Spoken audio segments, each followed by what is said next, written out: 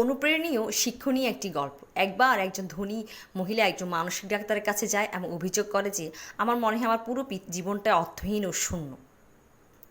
এ কথা শুনে ডাক্তার তার অফিসে একজন বৃদ্ধ মহিলাকে ডাকলেন। তিনি সেই বৃদ্ধ মহিলাকে ধনী মহিলার সাথে পরিচয় করিয়ে দেন। ডাক্তার বললেন, ইনি হলেন ম্যারি, যিনি অফিসের মেঝে পরিষ্কার করেন।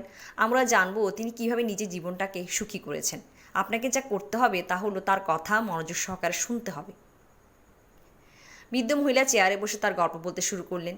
3 মাস আগে আমার স্বামী ম্যালেরিয়ায় মারা যায় এবং 3 মাস পরে আমার একমাত্র ছেলে গাড়ি দুর্ঘটনায় মারা যায়।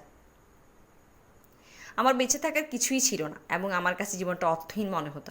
আমি ঘুমাতে পারতাম না, এমনকি কিছু খেতেও পারতাম না, হাসতেও ইচ্ছে করতো না, এমনকি আমি জীবনকে শেষ করে দেওয়ার কথাও ভেবেছিলাম।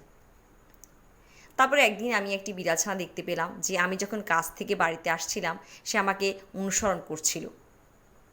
যখন আমি সেই বিড়ালছানাটিকে দেখি তখন তার জন্য আমার মায়া লাগে। বাইরে ঠান্ডা ছিল, তাই আমি তাকে ঘরের ভিতরে নিয়ে আসি এবং তাকে কিছু দুধ পান করতে দিই। বিড়ালছানাটি ক্ষুধার্ত ছিল, সবটুকু খাবার খেয়ে নেয় এবং আমার পায়ের কাছে বসে মাথা ঘষতে থাকে। বিড়ালছানাকে খুশি দেখে আমি প্রথমবারের মতো হাসলাম। তারপর আমি ভাবলাম, যদি একটি ছোট্ট বিড়ালছানাকে সাহায্য করা আমাকে হাসাতে পারে তাহলে হয়তো অন্যদের জন্য কিছু করা আমাকে খুশি করবে। সেদিন থেকেই আমি কারোর জন্য ভালো কিছু করার চেষ্টা করি। অন্যদের সাহায্য করা এবং তাদের খুশি দেখে আমি আনন্দ উপভোগ করি। আর এভাবেই আমি আবার খেতে, ঘুমোতে আর হাসতে শিখে গেলাম।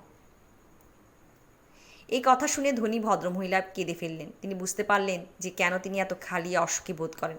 টাকা ছাড়া এমন সব কিছু আছে যা দিয়ে সুখী হওয়া যায়। গল্পের নৈতিক: অন্যদের সাহায্য ও সহানুভূতি করার মধ্যেও জীবনে সুখী হওয়া যায়। একটি সুখী ও পরিপূর্ণ জীবন করার জন্য আমাদের অন্যদের জন্য কিছু করা এবং তাদের মুখে হাসি ফোটাতে কিছু না কিছু করে যাওয়া উচিত।